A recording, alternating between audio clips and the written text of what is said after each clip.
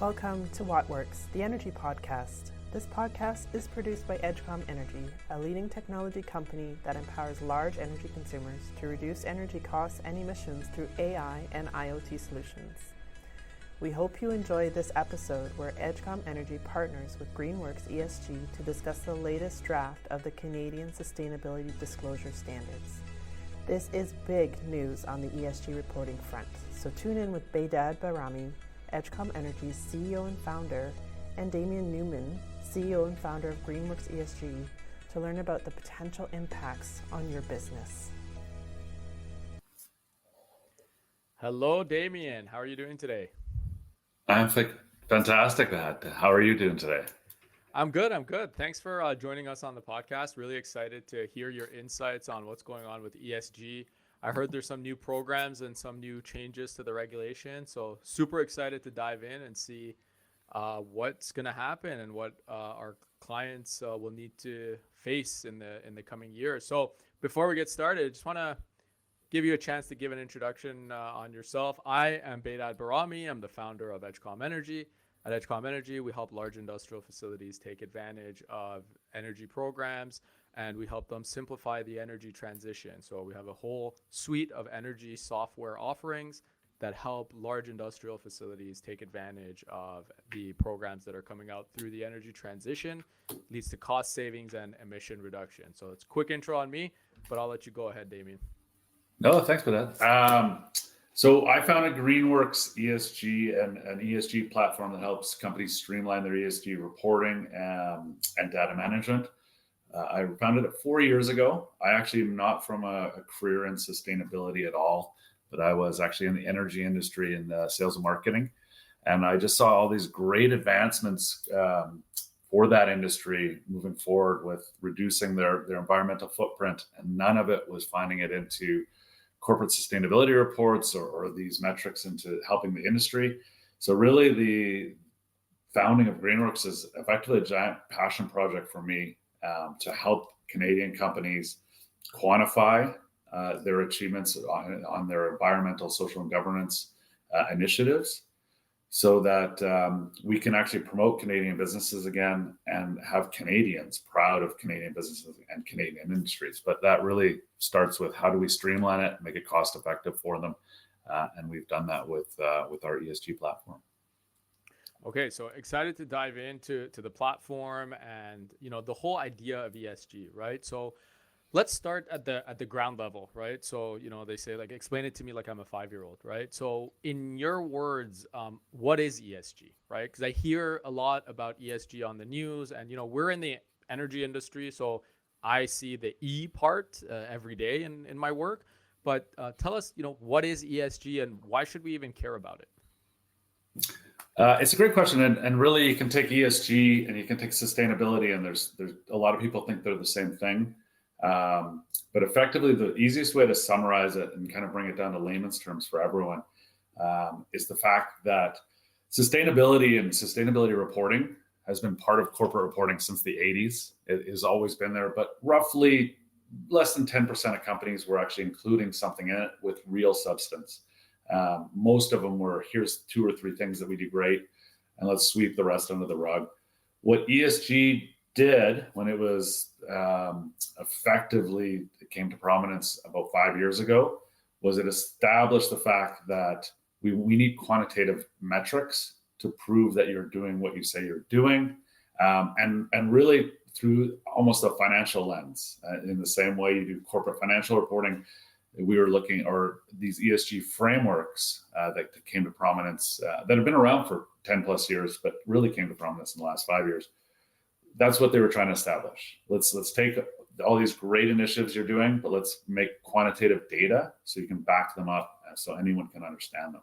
So they're really 2 different things. It was sustainability and ESG is that due diligence that an investor or any stakeholder wants to look into your business. In the same way they would want to look into your financials, they want to look into what is your strategy for climate change, for water usage, for diversity, equity, inclusion, for Indigenous engagement. And I mean, 700 plus metrics within the different ESG frameworks. And maybe that's another good place to start, and then just kind of break apart. There's really two pieces to it. Again, sustainability reporting, been around since the 80s. This is what we do and why we're wonderful.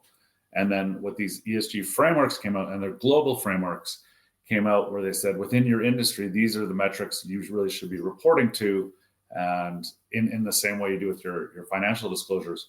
But up until this year, they've been completely voluntary, so anyone can kind of pick and choose what they were reporting against, and allowing a lot of confusion in terms of you can't really do apples to apples comparison, even within an industry, when you get to cherry pick the metrics you want to report to. And this is what's evolving into the next stage of ESG, which is going from voluntary disclosures to mandatory disclosures, which really are on our doorstep as Canadian companies, and we really do need to get ahead of it. Mm-hmm. So just before getting into mandatory versus voluntary and getting deeper into the regulations, I just want to understand, as a business owner, right? So I know that the more ESG type of objectives you have in your business, I personally believe that it actually benefits the bottom line. It benefits the investors. It benefits society at large. Yeah, for sure. Right. It benefits all your stakeholders. It benefits the environment. But I think it actually makes business sense, right? Because employees are looking to work at purpose-driven companies, right? Investors are looking to invest in purpose-driven companies as well, right? So just before we take that step further and get into the whole conversation of mandatory versus voluntary disclosure and all those kinds of things, what do you see, from a macro perspective, from a general landscape? Like, where is this all headed, right? Because I have conversations with people and say business should just be about making money, right? It doesn't. The environment is somebody else's responsibility. Business should be about making money. I don't believe that, but I think there is that counter argument. So what do you say to that, and what do you think about that overall? Yeah, it's such a great question, because I hear this all the time. Businesses should do what they do best, which is make financial profit for their stakeholders. But if you look at it, let's look at it through the lens of just two stakeholders within a business. One, let's talk about the investors. And if you're investing in a company and they need an enormous amount of water to run their operations, and there's a water shortage, water issue within maybe their jurisdiction, then you need a lens inside that. How about all these the big tech companies that are now getting into AI, where you're going from CPUs to GPUs, and a GPU takes 100 times or maybe 1,000 times more power than an old CPU. So as we move into this generation of AI technology, and you're asking these server farms to produce or just drain 1,000 times more energy, shouldn't we, as just a society, know exactly what the level of energy that they're consuming? And then the other, so that's in that investor or when looking to invest in a company. But let's take the other stakeholder of employees. One of the best way to bring on new employees or to retain your employees is through sustainability, especially when we're talking about Gen Z and millennials.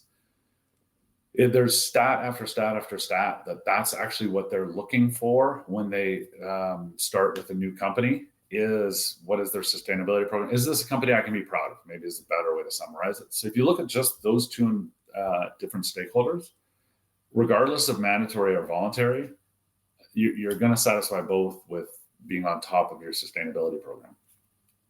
Understood. So now I think we can dive in a little bit deeper and get into the whole conversation of voluntary reporting, and now there's mandates coming out for basically there's going to be mandated reporting, right, coming out. So walk us through the landscape on reporting and sort of how it looks right now and where you see it going over the next couple of years. Well, there's been some pretty simple guidelines that have been put out. We'll actually take a little time machine back to last June when the IFRS, so that's the standard body for financial reporting, the IFRS, which is adopted by effectively every 130 security commissions around the world on, again, that financial reporting for publicly traded companies.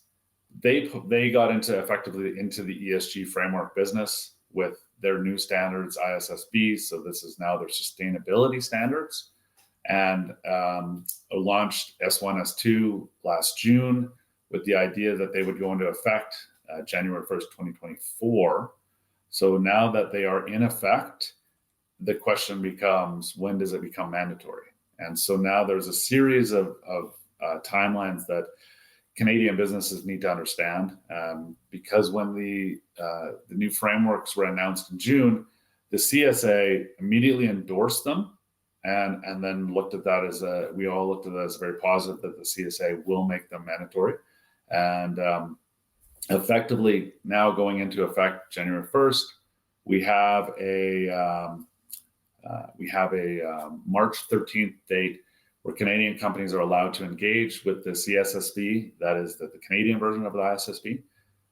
They can engage with them, question and answer, and a series of discussions on how this is going to affect Canadian businesses. We do feel that once that is done, it is now just the road to mandatory reporting for 2025 is pretty clear for everyone that's kind of lives and breathes ESG like we do over here at GreenWorks.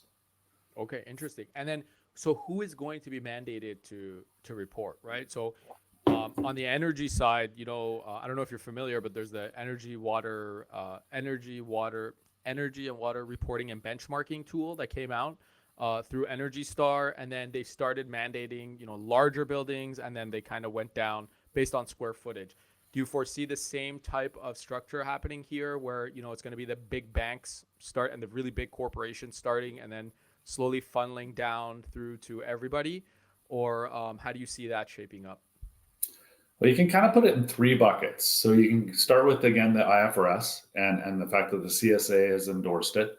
And then you look at that, well, that takes care of all publicly traded companies right off the bat. So now, if you're a publicly traded company in Canada on the TSX or TSX Venture, this is now going to affect your company, and the fact that you not only have to report, but the accuracy to that reporting, credibility to that reporting. You understand that at some point this will require third-party audits. The next bucket is the OFSI. So this is the governing body for the Canadian banks, insurance companies, trusts. They're already mandated. They already have mandatory reporting for those banks, insurance companies, and trusts for 2024. So that means that every Canadian bank needs to do a climate disclosure by next March of 2025. We also know that the plan is that those disclosures come out March 2025. Immediately thereafter, banks are going to be asked to do financial emissions. So this is now the banks providing the emissions for every company that they're lending capital to. So if you use a bank, which every company does, you are now going to be asked about this in 2025. And we're already seeing that. TD, Scotia, RBC. RBC just asked one of our clients this a couple of weeks ago, which is a smaller, we'll call it quote unquote mom and pop company. In their annual review, ESG immediately came up. So they were ahead of the game. So they were super happy with us. And then the federal government. And in November, the federal government very clearly stated that climate disclosures are not just for publicly traded companies. They are looking at making it mandatory for all Canadian companies, regardless of private or public. So you think between those three buckets, it's going to affect every company. And I think the biggest thing right now is how do you educate them so that it doesn't cost them a fortune going forward? Because I can absolutely see and understand the anti-ESG sentiment, because it's costly and it's confusing. And should you do it wrong, there is the legal ramifications to it as well. So it's also scary. And so I can absolutely see why companies will want to push back against it, not knowing that there are affordable options out there, such as GreenWorks. That's good. So speaking of the burden on businesses, right? I think, generally the political landscape right now, Canada is, I'm hearing this a lot, and I don't know if it's true, but compared to, other G7 countries, we're kind of falling behind a little bit on productivity. And there's that whole conversation around, is it the fact that we have so much bureaucracy, or is it something else that's making us kind of fall behind on productivity, right? So I don't want to get too political here, but I just want to hear from your side of the table.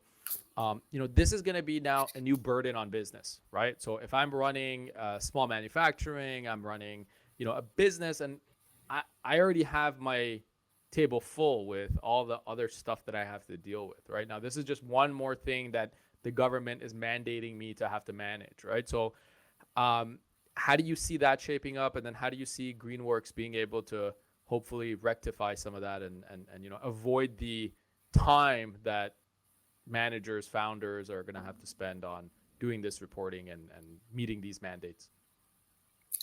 Yeah, I think the big reason that Canada's, slow to catch up to places like Europe that is so far ahead, it really comes down to a really simple thing that we hear all the time. I know you guys hear it over at Edgecom all the time, that Canadian companies are not first movers; they're fast followers. And I mean, we were in a roundtable with some political leaders last summer, and they expressed this as Canadian companies would rather be fifth than first because they are so risk averse at being first movers. To which I asked the leadership in the room, well, like, what is the Canadian leadership doing to help offset some of the concern and the risk with it? Because it's pretty straightforward. If you wait to be fifth to get in on, it's going to cost you substantially more, maybe probably 5 times more than jumping in and being a first mover and an innovative company. So I think that's the big thing that as Canadians and Canadian companies we need to look at is how do we mitigate some of that risk for being a first mover and taking that first foot forward and being a leader in this space instead of a laggard. Mm-hmm. Mm-hmm. Do you think that there's going to be some incentives or some programs that are going to help make these easier other than using software platforms such as yourself? Do you think that there's going to be some other support or help from the government to ease businesses into this? We've seen some small grant programs, more provincially driven, to help companies. But the reality is what companies need is the education to get their head around what's coming and what they need to do to prepare for it. And then they need systems in place to be able to make sure that it's accurate data and they're not just relying on spreadsheets that are being passed around from colleague to colleague before some inaccurate data gets out there. I think that's the biggest piece is how do we educate companies on what is coming and how to prepare for it and get ahead of it. Because if you wait to the last minute, we're seeing it already. The Canadian government passed Bill S211 last April, which is the Modern Slavery Act, which to not comply with it by the end of March of this year means a $250,000 fine. And yet every Canadian company basically slept on that until the fall. And then we and other consulting companies in Canada were actually inundated with companies scrambling to understand how they have to do these reports. It's going to be the same with any of these mandatory climate disclosures unless companies get ahead of it. And to get ahead of it is the education part. So I think more conversations with those organizations and just with anybody out there that is working, as collaborative groups, committees, get together with your peers and discuss what they're doing. It's so invaluable for staying ahead of this and make sure that it doesn't get you blindsided. Okay, so education is a huge component, right? So if I'm a business owner that's going to be mandated to report, let's say by next year, what's the first thing I should do right now so education, talk to my, if there's an association I'm a part of, or reach out to, ESG type companies to get educated. Is that the first thing I should do? And then beyond that, what's the next thing I should do to sort of get ahead of this? Well, knowing that the standardization is probably going to come through the IFRS and this CSSB standards, S1, S2 that came out, all of that can be accessed online. And even the kind of Q&A and be involved in that collaborative process that starts March 13th, you can find online at ifrs.com. So you can educate yourself if you want, or you can, again, work with consulting firms or organizations like ours that can help you through the process. The companies that have been reporting for years now using these other frameworks, which one being SASB and one being TCFD. SASB is an all-encompassing framework out of Europe that any company that's been reporting to that over the last couple of years is going to set themselves up wonderfully on all the non-climate related topics within these mandatory disclosures. Companies that have been using TCFD, which is a climate related framework out of New York, will be way ahead with the IFRS ISSB new mandatory frameworks, because they basically use those two as the foundations to build off of. So you've got these companies that are way ahead because they've already been, leaders in their industry by reporting against SASB, TCFD. If you have no idea what those are, no idea what ISSB is, it is a quick consultation call just to walk through some of the things that you need to understand, that you need to get ahead of. And it isn't as overwhelming as some people think. I think that's the other piece to it. Once you sit down and have a 30-minute walkthrough about what you actually need to do, it isn't as overwhelming as most people think it's going to be. That's good to hear. I mean, similar to energy, right? There's so many acronyms and there's so many bodies that are involved, and it just gets really overwhelming. So just a plug here. So if you subscribe to the Edgecom Energy newsletter, we'll make sure that any sort of regulations and any sort of news that's coming out, we'll keep you posted, and we'll make sure that clients are well aware. And we'll work on some of that content together and make sure that customers and the whole, all the attendees are aware of the changes that are coming down the pipe. So speaking of reporting, and I think, there's been reporting for years now, and you touched on this a little bit earlier, right? So the whole concept of Excel sheets and inaccurate data, and where's this information even coming from, right? So I've read some ESG reports, and then the data doesn't really make sense in some cases, right? So you can just tell that it's a non-energy person or a non-sustainability person who's put some of these numbers together, and they're either outdated or even just wrong, right? Just flat out wrong. So can you kind of touch on why accurate data is going to be so important for this ESG reporting, and how that'll impact, the overall reporting landscape coming up? Yeah, I think it can be summarized in a conversation I had with the head of ESG for the New York Stock Exchange back in November, where he summarized it as spreadsheets are for estimates, not for data collection. And we see this all the time with the amount of companies that we go into, where they have been reporting for years, and they will openly admit that they have no idea where the data lives within their organization that is sitting in that ESG report. It is sometimes quite shocking when we onboard onto our system that they can't find the actual backing data for some of the metrics that are in their reports. And I think that's really is the key. And we see that constantly. We see that with the greenwashing lawsuits that are out there, the 5,000 plus that are sitting in litigation right now. It really does come down to they didn't have the backing data to prove some of the statements that they were referring to within the report. And it just comes full cycle to, if you don't have a way to prove out the process and methodology to how you got that data, then where's the credibility within it? Mm-hmm, mm-hmm.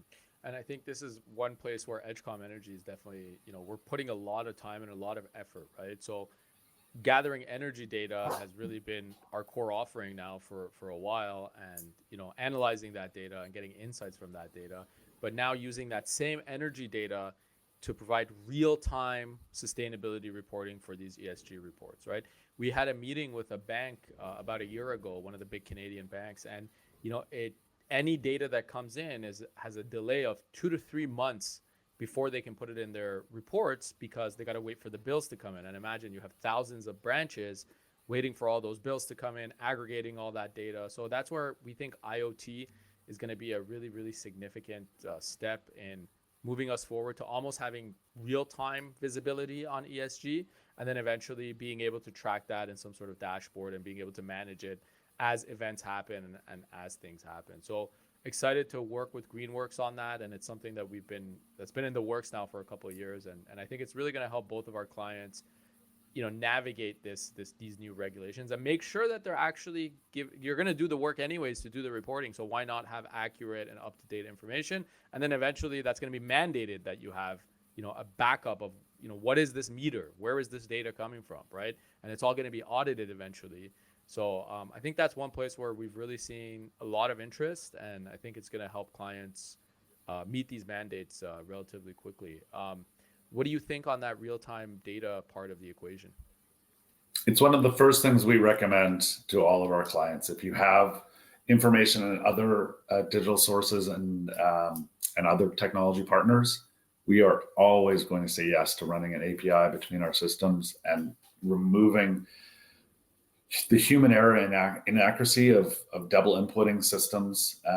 We always encourage that right off the top, because if you can actually have all of your data from the source, and I mean, not only the accuracy of it, but just the time, effort, energy, and peace of mind of that is worth so much to a company.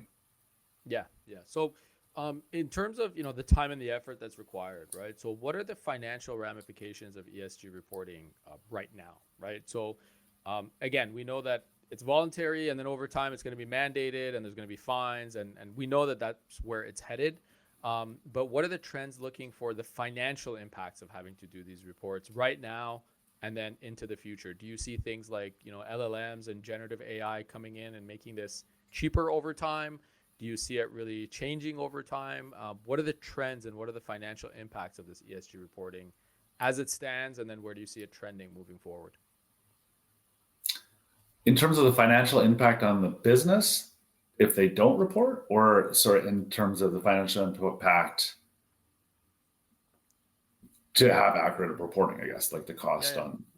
Yeah. So I think there's both sides, right? There's both sides. Yeah. So I think again, as a business owner, what is it going to cost me to make sure that I am, that I'm on top of all these regulations, right? I guess, and then where are those costs headed over time? Yeah, I think the financial impacts are very clear on not getting ahead of this and reporting on this. Again, those stakeholders, whether it's investors, whether it's your employees, or whether it's any of your other stakeholders, the impact's pretty clear on that side of things. And then the financial impact to a company to be able to stay on top of this, I think, is one of the more interesting conversations, because you've seen all these reports. I'm sure you've seen the same ones I've seen, where they talk about it could be over $500,000 a year for a company to be able to do accurate climate reporting, which 100% is going to cost them that much today. But as technology gets better, as products like GreenWorks keep getting more and more efficient to help companies with all sides, not just the on the E side of it, but the S and the G, it's going to streamline everything so much for companies, and the cost, time, effort. But again, that peace of mind at the end of the report, where they can go front facing with their disclosure and have no regrets. That's the great line we took away from an IFRS conversation on Wednesday, where they talked about the IFRS framework, and they referred to it as the no regrets strategy. So this idea previously to ESG reporting is that you go put out a whole bunch of information about your company, and you're not incredibly careful with it. It can put you in some hot water and literally put you into court with greenwashing legal lawsuits. With the strategy around the IFRS, which is really interesting how they framed it, was the fact that get out in front of it, start reporting. It is going to be that no regrets strategy, where you can report exactly what they're asking of you, and that's all they're asking of you. Just let's put out the data. And then move on and continue on with your business. The costs of that are just going to keep coming down as everyone starts building. I mean, it's the strength in numbers, really. When we talk about this cost management, it is absolutely going to come down over time.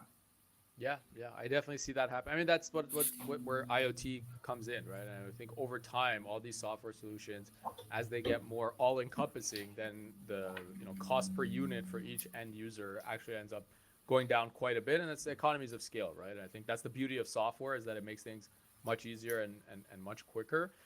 One other thing I want to touch on, and I think there's auxiliary benefits to this, right? So again, coming from an energy background, one of the things that I noticed is, when we're talking to clients about saving energy and reducing their peak demand,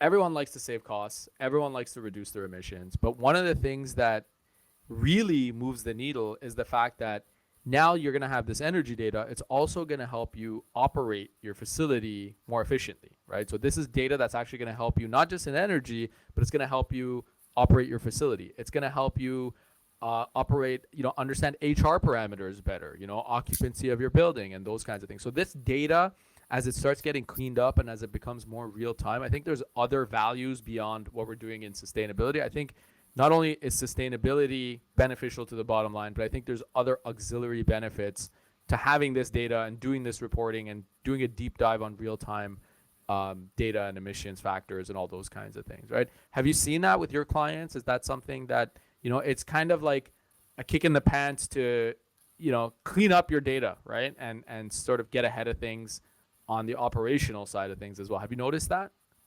Oh, 100%. And I mean, it is actually working with companies like Edgecom where you really see those benefits, right? Where we're going to help clients and companies report accurate data, and then working with partners like Edgecom where you can actually see this improved performance within these metrics that clearly have a financial impact on their business. If they're reducing these energy costs, if they're improving stuff on the DEI side of things, there's absolutely a financial impact when you have but first you've got to get to your actual, what is our actual baseline data before we can improve upon it. And then that's why we have so many great partners globally that help us with that, including Edgecom.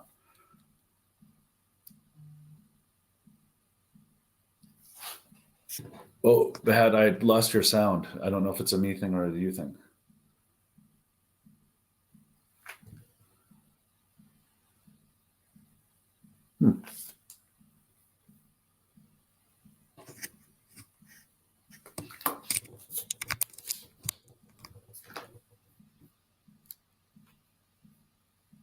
No, I've completely lost your sound. You can hear me.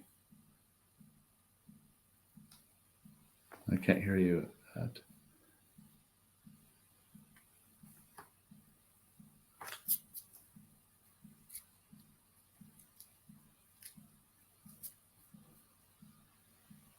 But yes, everyone can hear me.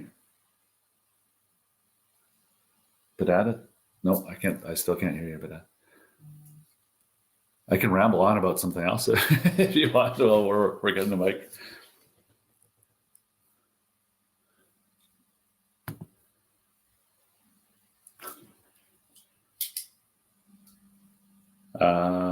Oh, you do want me to ramble on about other stuff.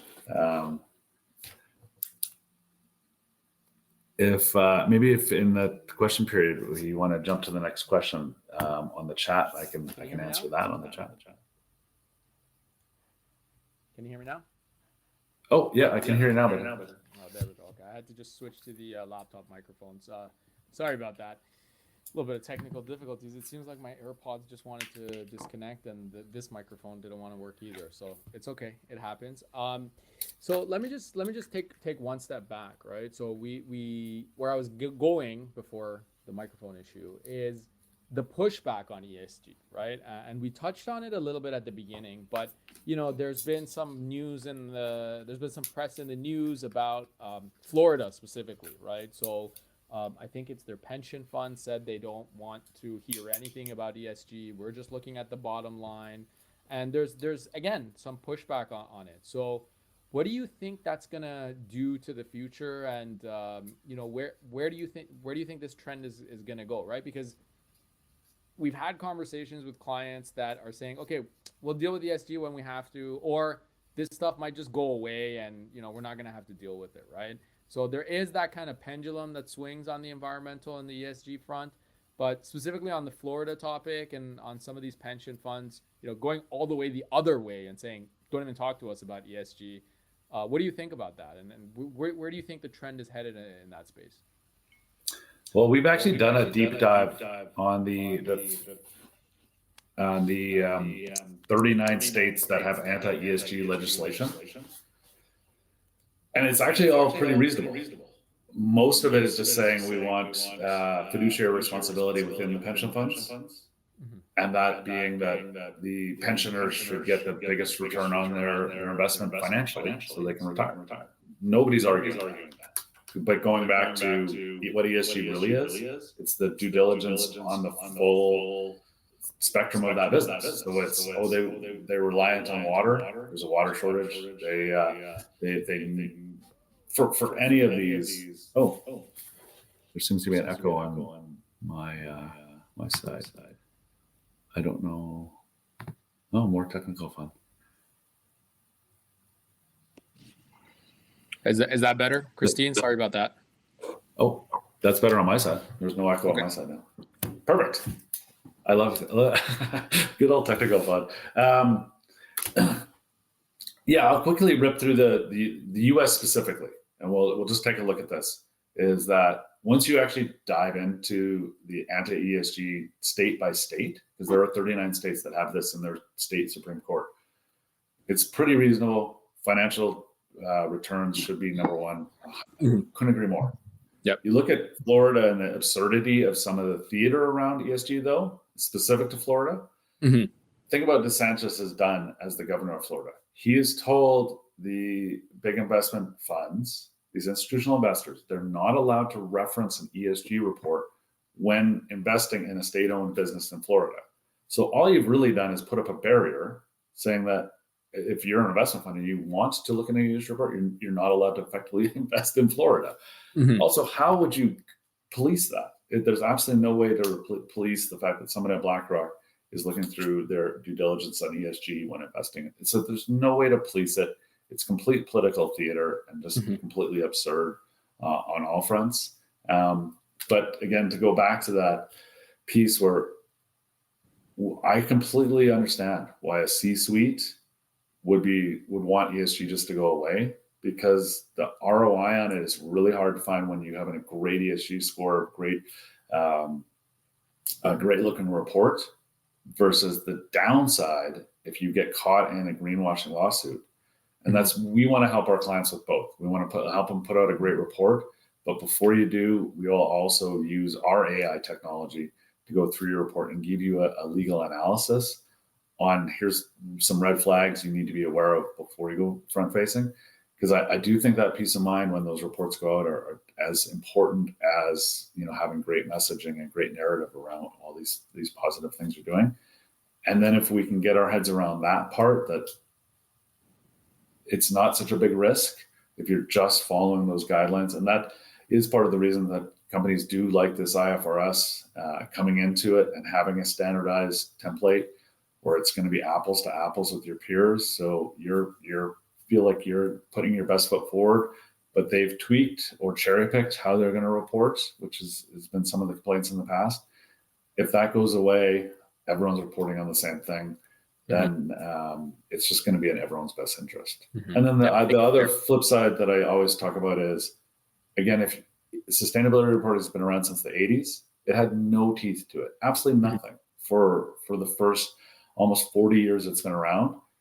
And now ESG came about. It's got a lot of flaws, and that's part of the positive side of the anti-ESG piece, is it's had that sustainability community really look at what's being put out there and fix a lot of imperfections in what was originally being proposed. So there is a positive side to this for sure as well. Interesting. So now, changing gears a little bit, you mentioned AI, right? So, where do you see AI? Because I was listening to a podcast recently. It was almost like a TED stage, and someone was talking about how each query that you put through ChatGPT uses 500 milliliters of water and just kilowatt hours of crazy amount of kilowatt hours of energy, right? And we know that to be the case, right? So, it's the exact numbers I don't remember, but it's a lot, right? Now we're using AI, we're using IoT, we're using new technologies that are ideally helping offset emissions and improve sustainability and help manage governance and all these kinds of things. But how do you see the trend shaping up over AI? Do you see some pushback coming on the efficiency side of things? And the second part to that question is, do you see AI and, again, machine learning being a huge benefit to ESG reporting, or do you see it, kind of fizzling out a little bit and going back to different types of technologies? Well, we'll look at it through both lenses because it is quite interesting. It's a bit ironic in certain ways that this boom in AI on an environmental standpoint, again, to my point earlier, the GPU versus the CPU is 1,000 times more energy intensive. Mm-hmm. But your point about water is such a great point that most people wouldn't even think about the fact that these server farms need to be cooled. Cooling takes water. Now we're into environmental concern number 2.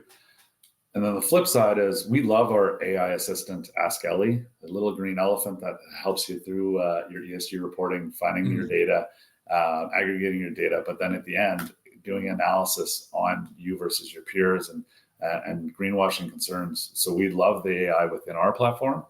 And I think that's to that point, what took us a senior level ESG advisory team a week to do, we can now streamline and do in about an hour at a more junior level, having it with our AI and then giving it to our more experienced advisors for them to analyze the data and make sure that the AI is correct, because you still need that human intelligence tied in with the artificial intelligence to make sure that they didn't miss anything.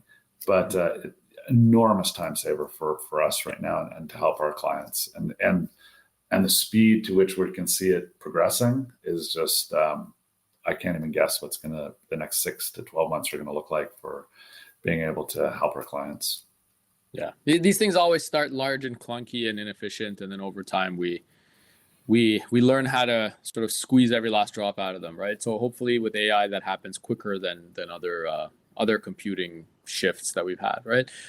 Good. So yeah, I definitely think AI and LLMs are going to be a huge part of energy and sustainability moving forward. So cool name, by the way, Ask Ellie. I like that. So now shifting gears a little bit on the regulations, back to the regulation. So how do you see Canada comparing to the US and EU in terms of mandatory regulations, right? You touched on it a little bit at the beginning, but are we competitive? Are we close? Is it going to be something that's going to help Canadian industry, or is it something that's going to hinder our progress?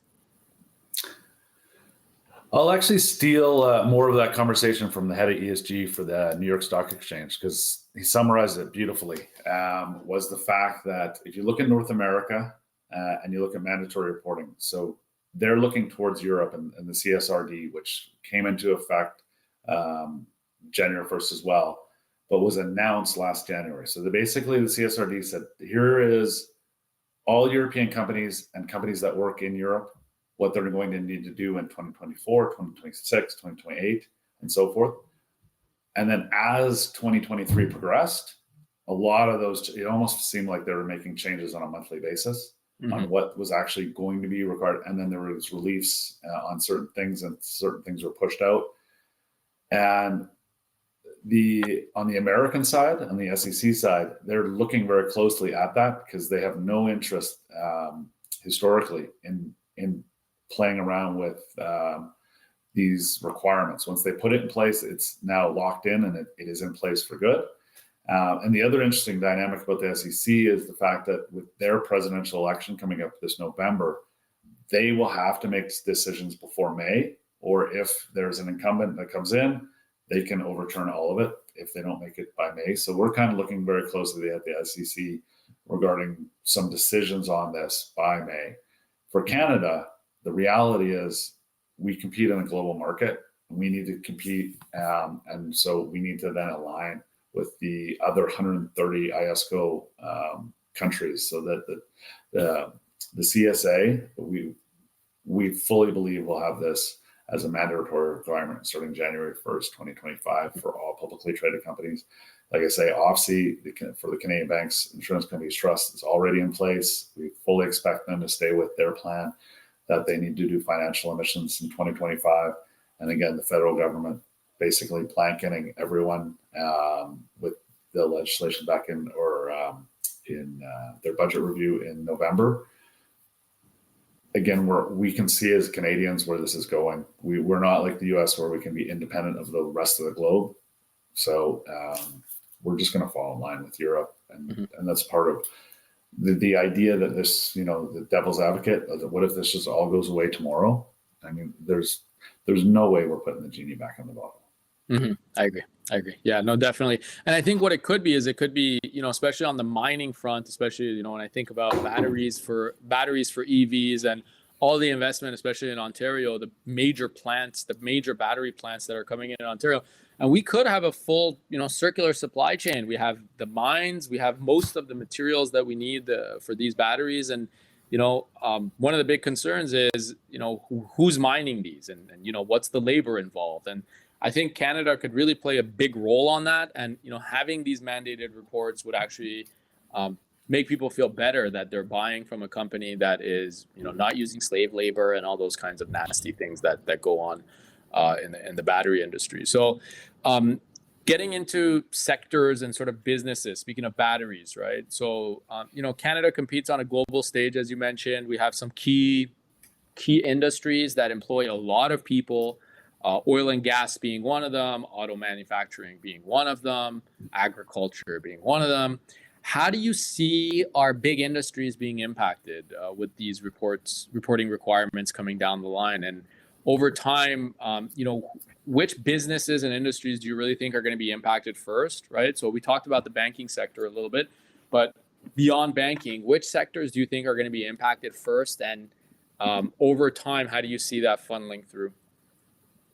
Yeah, actually, you made a good point a minute ago in terms of like the tiebreaker idea with the issue and with a great sustainability plan.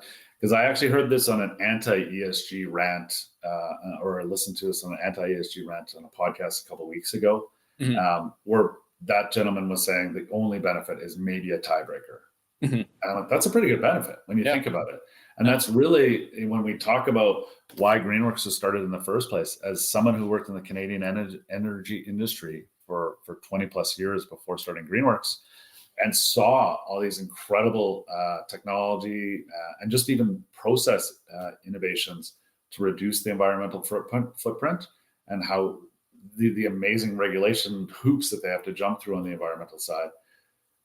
Seeing that and knowing what the Canadian industry has to go through, and not just energy, but like say agriculture, mining, all of the Canadian industries should be so proud of what they do on a regulatory framework that they're already doing, because the provincial and the federal governments are already mandating it. Now let's just take that, move that over to your ESG report, follow along with the IFRS guidelines, and you can actually be the tiebreaker when it comes to competing with other industries across in other jurisdictions. I think that is our big Canadian competitive advantage. And obviously the industries, to your point, of which are most impacted, the high emitting industries are obviously the most concerned, because of the fact that, again, the banks doing financial emission disclosures in a year from now means that their highest emission inputting clients, there's going to be concern there. There's no question. And they're going to have to find a way to bring those emissions down. Because can you lend capital if you're under the microscope as a Canadian bank, that you've got this many emissions, and then when you bring in your financial emissions, it balloons up, and then what are you going to do moving forward? So I think this just comes down to Canadian innovation, and even though, like we talked about before, the reluctancy to be first movers, that's first movers outward, and the the bravado piece that we don't do very well as Canadians. But in terms of first movers for great technology and innovation, I mean, as well as I do, just there's so much great innovation in this country to reduce so many of the E factors, but also to improve stuff on the S, the social, the Indigenous relationships. There's so much innovation happening. I'm not concerned at all about, industry to industry. If we can showcase that we have the best in the world, I mean, that's when we get Canadians proud of Canadian industry again. And that's, again, going back to, this is all just a big passion project for us over at GreenWorks, because we're so proud of Canadian industry, and we think all Canadians should be. I agree. We got to maintain that competitiveness. And again, we're doing a lot to do things in a better way, right? So there's a lot of regulations, there's a lot of work that Canada is doing, and in most cases, why is it that we don't, in a lot of cases, we can't compete on price on certain things? Well, it's because whoever's doing it overseas is probably not having to jump through those hoops. And there's a lot of corners being cut, and there's a lot of, for sure, there's some productivity differences as well. But I think there's also a big part of it is, what are the environmental regulations? Is it okay if I dump this water just straight down the drain, or am I going to have to filter it before it goes? So there's a lot of rules that protect us, but I don't think we do as good of a job as we should, putting a report card beside that product and saying, look, made in Canada, and this is what it means. Sure, it might be a little bit more expensive, but here are all the other benefits that this, we have some of the cleanest grids in the world, right? We have some of the strictest regulations for employee protections, right? So I think those are things that are already built into Canadian industry, and I think we have to definitely do a better job reporting it and making sure that the world knows about it, right? So I'm going to get to sort of the last part of it. I want to give you a chance to give a closing statement, and then we'll get to some questions from the audience if we have any. So if you want to leave the audience with one takeaway about ESG, what would it be? What's the one thing that they should remember from this conversation? I hope I'm still not echoing. I just noticed this comment that I'm echoing. I don't know how to fix it if I am, so I apologize. But the one takeaway is Canadian companies are already doing it. We see this all the time. They are already doing it all. If you're a big publicly traded company, you're regulated by so many provincial and federal standards. You're already doing it in so many different ways. But even smaller private companies, we see it all the time. They're not perfect, but they all care about the environment. They all care about social causes. Take what you're already doing. Let's highlight it based on this guidance and this structure. And sometimes it is a little tough, but the reality is it's not that big a lift to move it from what you're already doing to the structure of these frameworks to make sure that you're compliant when it becomes mandatory. But let's say, again, devil's advocate, this all just goes away. Mm-hmm. Now what you have is a great promotional material to promote what a great company you are. It's not a terrible downside to going through this effort if you can now have some of the best marketing material you've ever had and showcasing all the great environmental, social, and governance achievements your company's doing. Fantastic.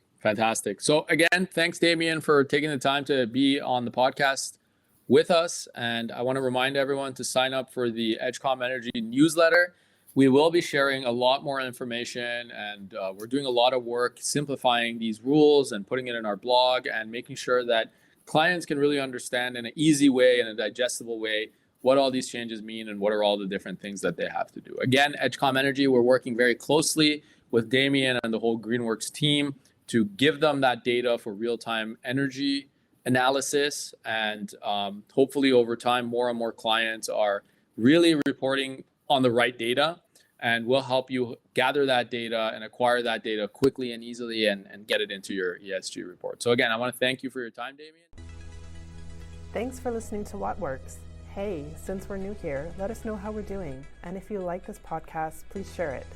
You can learn more about us at edgecom.ai.